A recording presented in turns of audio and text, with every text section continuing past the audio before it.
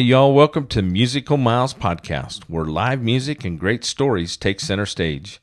Today's episode is brought to you by our friends at TETON Guitars.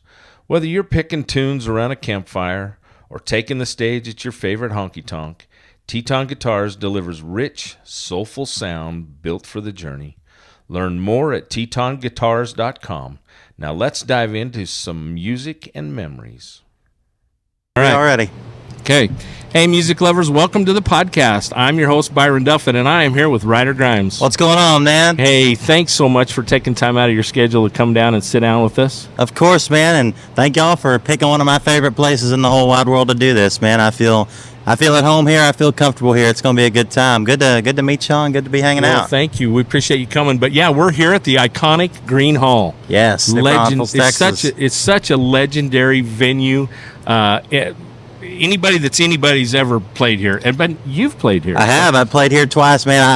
I'm not anybody, but I'm thankful to be on the list of people that have played here. And man, it's just even when you just walk in here, whether you're playing or you're not, you just feel something different. Looking at the pictures on the wall, looking at the stickers, just looking at that stage, man. Oh yeah. It paints such a pretty picture. It paints such a very descriptive picture of where we're at. The Hill Country is one of my favorite places in the whole world.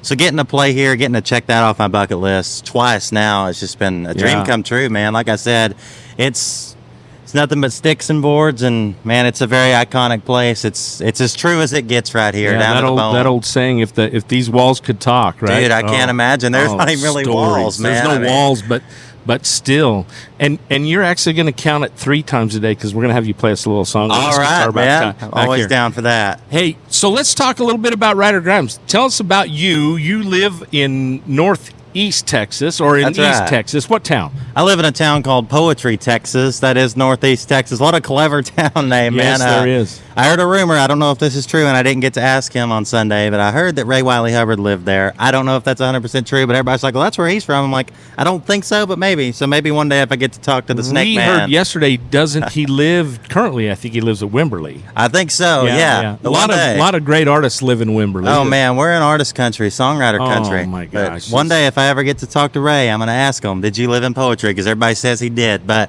that's where I'm from, and, man, it's a great town, just a little old East Texas community. I don't even know if we call it a town. There's about 2,000 people that live there.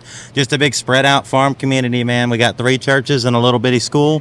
And other than that, that's about it. I've definitely like to say that East Texas growing up there has influenced my songwriting because it's influenced me as a man. It's just been cool to watch it. It hasn't changed much since I grew up, and that's really cool. I love being from there, and Northeast Texas is a great place. I'm very thankful. I love my South Texas, but I got to show some love to my home, East Texas, for sure. I mean, Texas is so diverse. It's such a big, beautiful state. I mean, it takes damn near 2 days to drive across it. I mean, it's amazing. Y'all did that. So yeah, well, we haven't even gone clear across it, but we have been over in East Texas. We have a very good friend of ours friends of ours live in Frankston. Oh, yeah. You know where that's at? I do, yes, sir. So, Atwood Hat Company. Yes, I know exactly who that is. Yeah, Brooks Atwood is a very dear friend of ours, and been friends with him for many, many years, and that's what I wear for a cowboy hat. That's a good choice, man. I know a lot about them. Yeah, they're great guys. So, well, let's talk a little bit more about you, Ryder. What you started really young. So I read your bio. I got familiar with your music because we just mentioned, I saw you on Bree Bagwell's podcast, and I was really intrigued. So I went and checked out your music because that's what I hope people do when they see our podcast. Definitely. They see a new artist and they go, hey, and we have you play us a song at the end. So stick around to the end, guys. Come on. So you can play them a song, and then we hope they get hooked. You know, the big challenge for us is that we've already met so many different artists and have such a great love of music that it's hard to listen to everybody's music all the time. You gotta. I feel like you gotta make a schedule, especially when you're listening to new stuff. Right. You gotta hit it all. I feel like you just have to listen to it all because you just never know what gems you're gonna find. Right. Well, that's how I feel it is for me. I'm gonna screw some titles up today, but I've listened to your music over the course of the last few days. When you reached out to me and said you'd be willing to do the podcast, Definitely. I really spent a little bit of time listening, and you've got some great songs, great titles. But let's back up a little bit. Let's talk about, you started really young, about 9. I did. What I understand. So tell me about that. Well, I started playing, like I said, Northeast Texas has been very influential in my life, and actually in the town I'm from, the town up from it, which I don't even know if I want to call it up from it. They're practically the same place. There's a place called Royce City, Union Valley. They're all kind of the same. And there's a little bar there called Sweetwater Grill. It used to be an old club called the Cotton Club a long time ago. It burnt down. One of my dad's friends bought it, and when they opened, my dad walked in there and said, "Hey, y'all want some live music?" My dad was a musician. He still plays a little bit, but he was actively playing in the local bar scene at the time. He walked in and got a gig there. He was one of the first people to ever play there, and that's kind of where my love from it came, man. I grew up with a lot of different music being played in my household, from rap to hip-hop to metal to country. I mean, dude, I grew up on it all, and I love it all to this day. But I definitely got to say that my dad was one of the big influences for the reason I wanted to play music. He played it. I would always question, like, where's Dad going? Right. What's he going to do? And sure enough, my mom would be like, he's going to play music. And I always found it intriguing as a kid that he was going to play songs that I heard on the radio. That my dad and his friends that I knew that were all people I looked up to were going to play these same country songs, Merle Haggard, George Jones, George Strait. They were going to play those live with real instruments in front of real people, and I always thought it was the coolest thing. So when my dad would leave to go play at these places, I would stay at the house with my mom, and I would be on my guitar at a place that I live now, but it was kind of just a hangout place at the time that I was getting into music. It called the Barn. I would go up there and I would just play my dad's entire set list. Oh, wow. Which was 4 hours worth of music. Oh, my gosh. On guitar. I would go learn all of these songs as a 9-year-old kid. Wow. And then finally, my dad let me get on stage with them one night. They didn't plug me in, but they let me get on stage. And, man, that was when I decided, I said, I want to do this. So I said, you know what? I want to get good enough to where I could be plugged in. Right. So 3-4 years go past, and they finally let me get on stage and, be plugged in with a microphone, too. They gave me a microphone. And, man, I've been hooked ever since. And that's how it really started for me. I would go open for my dad, and I'd play his whole set list. Oh, that's He would always, he still to this day will make jokes to his friends saying, man, I'd get up there, Ryder'd be this little kid. He'd get up there and he'd go play all my songs, and we wouldn't have nothing to play.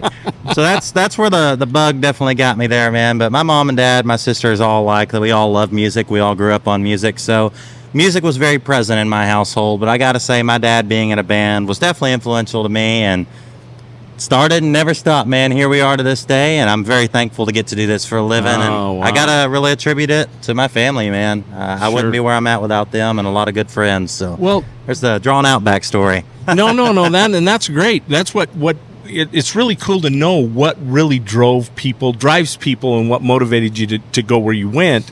What about outside of the family? What about artists? I mean, who did you really, you mentioned some, Merle and George Jones and some of those greats.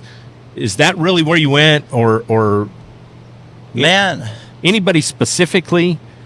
Man, I gotta say, my first real big influence in the country world was obviously George Strait. We're from Texas. I used to dress up as George Strait. There are pictures that my sister has. I think I still attempt to sometimes. I think we all do. I mean, we're in Texas. We got to. Well, I mean, you can pull off the ZZ Top thing. You got the beard. So, hey, another Texas icon. But, yeah, I would, as a little kid, I would dress up as George Strait. Yeah. I'd get my little guitar. This is before I could play. And I would make all of my family go in my parents' bedroom. I'd put my iPod Touch. I don't know how many of y'all have heard that term. I would put that in a coffee cup. We raised kids older than you. Yeah, so I would put that in a coffee cup, and I would lip sync and fake play guitar to George Strait. So I got to say, George Strait was my first influence, but first influence outside of just trying to be like that person was Merle Haggard. Mm-hmm. My dad. I remember the first time my dad ever played "Working Man Blues" for me, and that was kind of the song that got me hooked on. Hey, there's more outside of George Strait, because that's all I listened to is George Strait, and there's nothing wrong with that. But I remember the first time I heard Merle Haggard, it was so different, because that was California country at the time. It was Bakersfield. Yeah, the Bakersfield sound. It's like you have this Texas cowboy country that is George, which we all know and love, but it's like, whoa, this is different. And it was Working Man Blues by Merle Haggard. Man, I got hooked. I don't think I went a day without listening to a Merle Haggard song or a Merle Haggard record. Wow. So I got to say, man, Merle was definitely my first really big influence besides George. And I learned a lot of songwriting lessons from listening to Merle Haggard and Glenn Campbell and a lot of those California guys, Buck Owens, that whole bunch, man. So I definitely have a wide, I use the word bandwidth here, a wide bandwidth of artists that I grew up listening to, dude. And I think it's important that you have those different influences. And it's funny because that's who hooked King George hooked Cody Canada. I don't know if you ever heard that story. I have not heard that story, but that's a really cool story. Yeah, he when he was little, his dad took him to see George Strait before anybody knew who George was, right? That's because neat. Cody's got a little bit of age on you. He took him in Oklahoma, and he said, I was hooked. Had to be like King George. Man, I feel like for all of us musicians, whether you play, Cody Canada, they play rock music, but still, George had an impact on them, and I just love that about not only just George, but a lot of the guys that I grew up listening to that were from Texas and from anywhere, man. I love the classiness. I love the respect that George Strait has. I love, all those old-timey guys, man. They all dressed nice. They all were very respectful, very mannerable, and that's really been a big influence to me, especially lately. I feel like the world needs more of that, and that's kind of the way I want to go, man. I want to be respectful like George. I always loved his respect. I loved his class, and I think the world needs more. Well, the world needs more of that. My bad, I got a little jumbled there, but that's kind of the way I'm trying to go, man. I feel like I'm not trying to be nobody but myself, but I definitely like to take influence from a lot of people, and the world needs it. You're young, but you, I like I said, I've listened to your music. You got a great voice. You're a great songwriter and a great storyteller, and you've had some early success, even though you started at 9, which makes your long career already. Definitely. But that being said, really before you really launched anything and got anything started, you've actually had some success on Texas radio, right? Man, I have, and I'm very blessed for that, especially at such a, I don't want to say green stage in my career, but at a green stage in my career, because yes, I played in the bars and honed my skills outside of being in the actual scene, but I've only really been in the scene for 3 years. Right. I've been playing music for a long time, but really releasing music, writing music, that's only been a 3 to 5 year thing. I released my first song 3 years ago to radio. Right. And, what title was that? That was Velvet Chains, which is a cover of a Gary Morris song, and there's another classic country connection right there. Right. When I was going in to cut my first project, which, side note here, but it has to do with it, I cut my first project with a guy by the name of Daryl Dodd. Yeah. Texas legend, icon, man. It was such an honor to get to work with him on all the early stuff, and he's still a very dear friend of mine, a very big influence of me. And we went into the studio and cut that. Daryl took a chance on me and said, man, I want to produce you on your first project. And what a blessing, man. I can't thank the good Lord enough for sending such an incredible role model into my life. And basically what I wanted to do on this first project, we did 4 songs on an EP, and what I wanted to do is I wanted to do 3 original songs, but I wanted to do 1 cover to show y'all where I came from. Right. But I wanted it to be a little different. And I remember we were going through covers, man. So many different covers came across the desk, and Daryl called me one day. He said, man, I'm not telling you to do this, but have you ever listened to Gary Morris any? Velvet Chains specifically. I'm like, man, that's a hard song to sing. Like, it's in the key of E. I've got this low baritone voice. Like, I don't know if I can do that. He said, man, I'm coming over to the house, and we're going to work on this. So he came over to my house, and we sat on the couch with a piece of paper and just kind of wrote out some notes and worked on some stuff. And we came up with this really cool alternate version of Velvet Chains and a key that I could sing it in. And man, I got to say, I have Gary Morris to thank and Daryl Dodd to thank for a lot of that early success, and I wouldn't be where I'm at without that song and that man. And man, a lot of cool stuff has come from that song. That was my first radio release ever, and it went top 10 on Texas radio, so I'm very thankful, very blessed for that. That's really cool. But so then what other you did, that was was that the top charting release on that EP? That was, yes sir. And believe it or not, 2 years down the road, we had a number 1 with my song In My Boots. That song was never on a record. It was a single.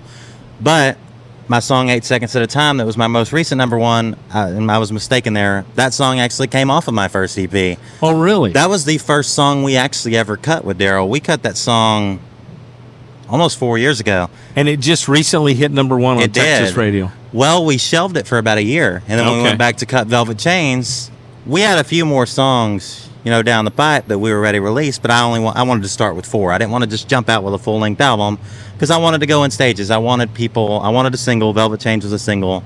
Then I wanted to slowly release small collections of work. I didn't want to just hit people with an album, this unknown guy with his 12-song record. Right. Because I feel like people wouldn't take that as serious.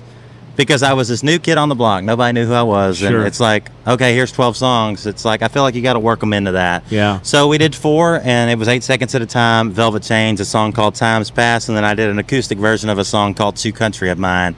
And 8 Seconds at a Time, we pulled that song, 3 years later, basically, and dropped it. And Did very well, man. Got my second number one off of that one. Very thankful for that. That's cool. And that just happened recently, right? Very recently. It was back in, I want to say, July, about the time that one number one. So pretty cool. Pretty cool congratulations journey, on Thank that. you so much. That's cool. Well, most people don't understand, especially people who watch our podcast. I mean, we have a lot of people in Idaho that follow Texas country music, Definitely. and they understand this a little bit better than most. But most people have no idea just how big Texas radio and Texas country, Texas music is in my mind. And maybe it's not, but it's a pretty big deal compared to country radio, well, top man, 40 stuff. It's got its own thing, and that's what I've always said. I love Nashville. I love that town. I love the people up there, and they've done me very well, but so is Texas. My family's down here, man. I cut my teeth down here. All of my heroes are from Texas, and Texas radio has had such an impact on me, and I wouldn't be where I'm at without it, and I'm going to be 100% honest on that. I mean, Texas radio has impacted my life in ways I never thought it would have. Well, and I think in a lot of ways, Texas radio is a stepping stone, obviously, to Nashville and to top 40 country radio, country music. There are a lot of stars. I mean, Lyle Lovett. Yeah, I mean, Lyle's been iconic and huge. Has had a huge career in Nashville as well as Texas. But and George and Willie. Willie left Nashville and came here and became a bigger star than he could have ever done in Nashville. Dude, the machine is a little bit tough to deal with at Definitely, times. Man. Definitely at times. But you just got to know how to work it, and you got to be uniquely you. All those guys they brought something that was their own to the table, and I love that. And that's kind of been my big thing, especially with the songs I write.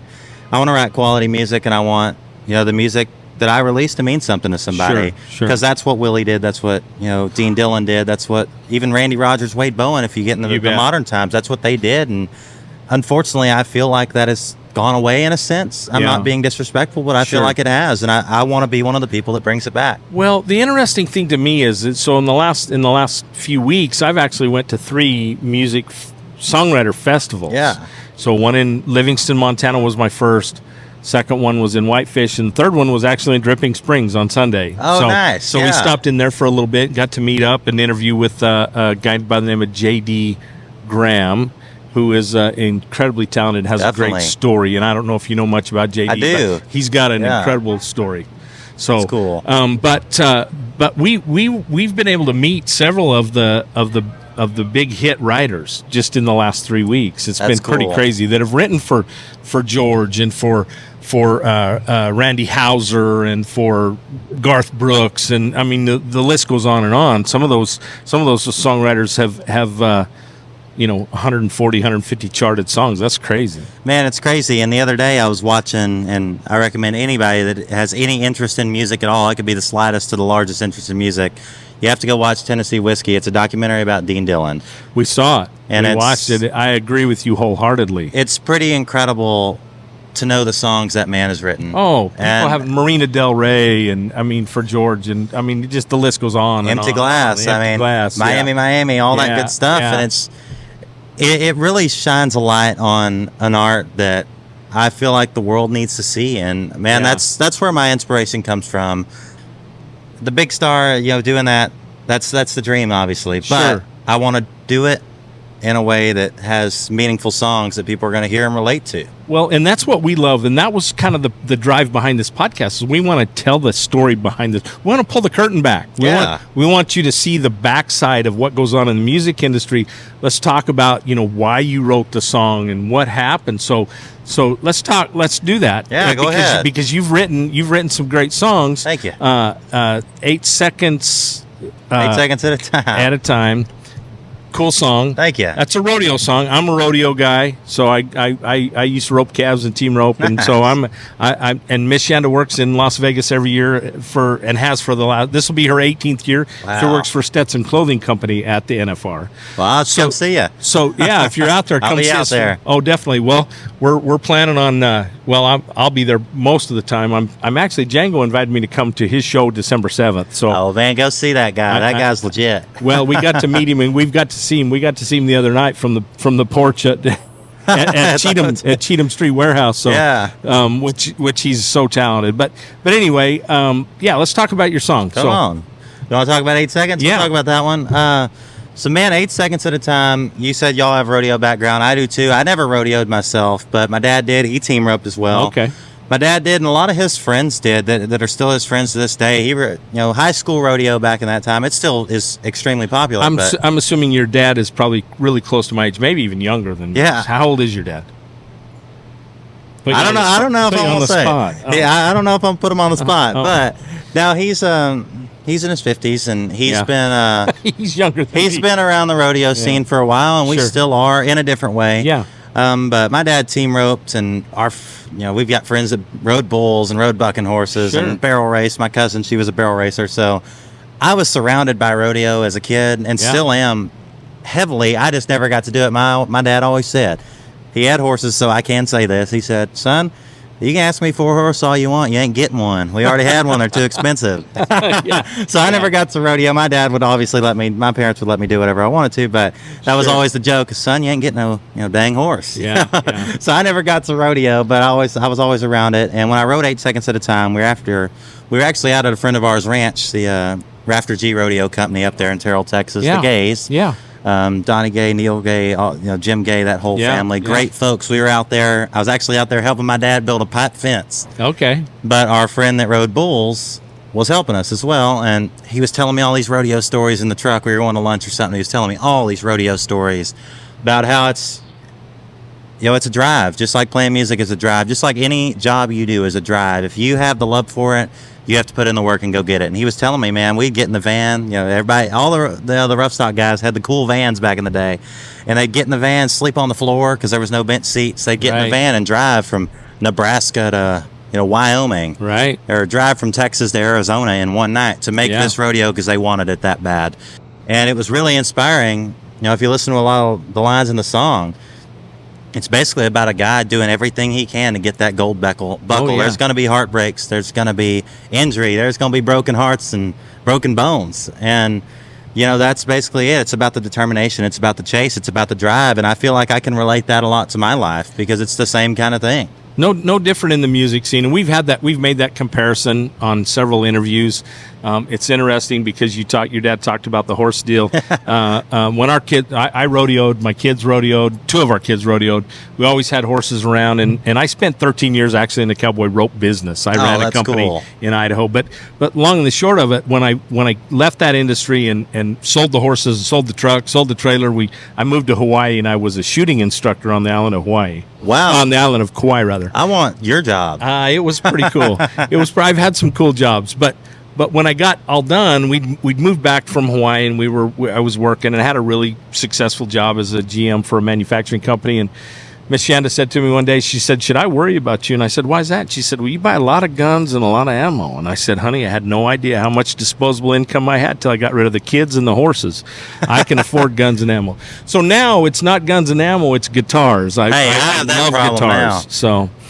But anyway, that's a great story because that you didn't live that experience, but it's very parallel to the music industry. It's not fiction at all. I mean, I never roped and ride. I know how to rope and ride, but I never did that for competition or for sport. But it's very much a love. I've always said my heroes have always been cowboys and cowgirls. I respect them greatly. Some of my dearest and best friends are incredible, Western athletes, whatever you want to call them, ranchers, ropers, right. Man, they're all of that. That's the life I grew up around, and I feel like it relates just as much as if I would have done it. And to be honest with you, it's really close in comparison to your ability to earn money. Yes. Being a cowboy versus being a singer. I interviewed a guy by the name of Buddy DeVore. You'll have to go watch the podcast. He's great, and he's a real, true Great Basin buckaroo cowboy who's turned his life into he's a musician now. I love that. But he said, wages are about the same. Oh yeah, cowboying and playing. I think cowboying might be a little less than playing in honky tonks, and there ain't much in playing in honky tonks. No offense, but it's the truth. But it's the truth. That's the reality of it. Well, everybody thinks that unless you are somebody like the guys in the top 40, King George and Alan Jackson, these guys that have been around for years, they've made a very good living. But the truth is, They all work for it just like we're all working for it. And that's what I respect. And they sacrifice. They sacrificed a ton, just like anybody else does. You know, the Huser brothers played us a song the other day, and I try to remember what song it was, but it was so good. But it's Zach wrote it about whether you're in the music business, whether you're rodeoing, whether you're working in the oil field. You have to leave those that you love to go. It's Lost in Love or something like that. That's a good bunch right there, by the way. Good guys. The Hoosiers are good. Yeah. Yeah. No, I mean, it's really the truth, man. There's a lot of sacrifices, but the truth is, if you love it, you got to chase it, man. Oh, yeah. But the truth is also that if people love you, they're going to stick with you through that. Oh, and yeah. that is the biggest thing for me. It's just the determination and the drive. You just have to have a good support base, man. Right. Whether it's family, friends, no matter what. If you don't have people that support you, sure, you got to go do it yourself. Well, not only that, but Left You Lonely. That was the title of the song. That's Thanks, Miss Shanda. She's our producer back there. I got her. She's always got that whiteboard giving me all the right answers. No, it's crazy. But the other thing too is that you get a loyal following of fans. I mean, you know, we interview some fans as well, and we call them super fans. I love it. We interviewed a gal at the Braun Brothers reunion this year who has seen Mickey and the Motorcars 70 times. That's cool. And Reckless, 48. She saw Reckless here on her 48th birthday at Gruene Hall, the 48th time she ever saw. Well, that's a good birthday. Yeah. But you'll have those. I'm sure you have them now. You have fans, but we wherever we go, we have people tell us all the time, "Oh, that's my kid," or "That's my nephew," or "We just love this band. We followed them." Well, man, that's the thing. I mean, and I've always said this. I was actually talking to somebody about this today. That those fans, dude, some of them, most of them, all of them, really. Yeah. They're going to support you from the start, especially down here, dude. They're so supportive. They have your back no matter what. Yeah. And my whole deal is at my shows, no matter what, and I've always said this, no matter how big it gets, until it gets to a point where it just can physically not be done, I will go out and spend time with the fans. Oh, that's cool. After the show. And I feel like that's just how you make not just fans. Right. They become family. Well, I'm just telling you, we go to the Braun Brothers in Idaho, and you may... Yeah, BBR. You need to come check that out one of these days. Maybe you can talk Gary and Mickey and putting you on their bill next year. But they are great guys. But literally, 10 years ago, the first time we ever went, I'm standing out in the crowd watching. I don't even remember who was playing on the stage, and I looked over, and there's Cody Canada standing next to me. Dude, it's the coolest thing. He's a fan, thing. just like everybody else. I mean, it's just, that's what it's all about, man. You are not above those people. Oh, no. You were one of those people for the longest time. That's what I have to tell myself. Yeah. That 10 years ago, I was that. Yeah. I was that, wanting to be that person. Sure. And that's what I love to do. I love to be social. I love to interact. And those people spend their money to come out here and have a good time and focus all their attention on you. You give 110 back to them. That's the key. And we talked about that with the Huser brothers the other day. He said, look, you know what? People work hard for their money. If they want to spend it and go have a cheeseburger and then come here and drop $50 on beer and $20 on a ticket to watch you, or $25, whatever it is. Make it worth their while. Make it worth their while and make them feel like they earned their money. I've been to a handful of concerts where I didn't get my money's worth. Oh, dude, I feel like we all have. And so, you know, I don't ever want to be that guy that feels that he got cheated, right? Yeah, not at all. So, but listen, we appreciate you taking time. I know this is such a cool deal, and dude, thank you to the crew here at Gruene Hall for allowing us to come in here and film this. Definitely. And but real quick before we go, a couple of things I wanted to ask you. So, who are some of the bigger artists you have opened for here in Texas? Man, I've been blessed to open for a lot of cool people. I've opened up for Randy Rogers, Wade Bowen. I've opened up for Mike Ryan, Josh Ward. I've opened for a lot of the Texas guys, but I've also gotten to open for a lot of the old school guys, which is really cool because that's, my background was Texas country and old school country. Right. So I've opened for Mo Bandy, Gene Watson. Oh, love Mo Bandy. The Bellamy brothers. That was probably the coolest experience ever. I mean, dude, I've been very blessed to get to open for so many cool people across the board. Right. Just that I've looked up to, man. And it's just so cool to cross that off the bucket list. And iconic places. I got to play Gruene Hall here with my buddy Josh Ward. I got to play Kane's Ballroom in Tulsa with Stoney LaRue. How cool is that? It's just, I've gotten to do so many cool things getting to be a part of this scene, man. And I'm just so thankful that they've taken me in with, open arms. And it's just a big family, man. I'm so thankful for sure. Well, if you would, grab that guitar, play us a quick song. Looks like the band's getting ready to get rock and rolling here at Gruene Hall. I'm sure they wanted to do a sound check. But so this is a TETON guitar company there in Idaho, and they're so gracious to give us these guitars and let everybody play us a song and give us your autograph when you're done. Tell us, set it up. Tell us what you're going to play us. Something new that nobody. This is actually a brand new song. I got it back. You saw it here first. The day of filming of this podcast is the day I got this song back. I literally got it back about 3 hours ago from my producer, and I wrote this song with my buddy Gunnar Latham down here in New Braunfels, and this might be one of my favorite songs I've ever written. I was talking about Dean Dillon earlier. Right. And I went into the room that day wanting to write a fast, upbeat song, and Gunnar comes in. He's like, man, I've been really studying Dean Dillon lately. I'm like, all right, you got me there. What do you want to write? And he hits me with this verse, man, and it was one of the most beautiful things I think I've ever heard. And I said, dude, forget the fast song. We're writing this song today. And I love Keith Whitley. I love George Strait. I love all those old country icons, country legends, man. And this is kind of my tip of the hat to them. This will be coming out real soon. And this might be the most exciting release I've ever put out. I'm super excited for this. So, well, thanks for sharing it with us. What a place to play it, man. Gruene Hall. This one's called Where Wrong Went Wrong. All right.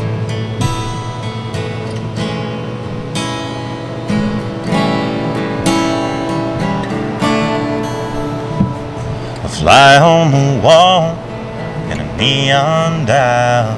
Saw her and I kissed this time last night. Drinks at the bar, there's dancing Merle. We're touching the stars on top of the world. I bet he's wanting to know what happened to that. I tried so hard not to fall so fast. Where wrong went wrong, right went right.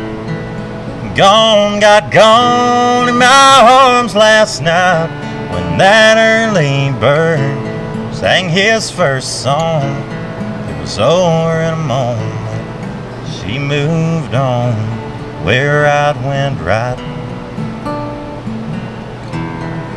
Wrong went wrong. Guess I came in here hoping she'd walk back in. Damn, my luck looks like it's ran out again. Some fools never learn. You play with fire, you'll get burned. Where wrong went wrong, right went right. Gone, got gone in my arms last night. When that early bird sang his first song, it was over in a moment. She moved on, where right went right. Wrong went wrong, now she's out there riding the wind. Was what it was, now it is what it is. She's got my heart in the palm of her hand. I just don't understand. Where wrong went wrong, right went right. Gone, got gone in my arms last night. When that early bird sang his first song, it was over in a moment. She moved on, where right went right.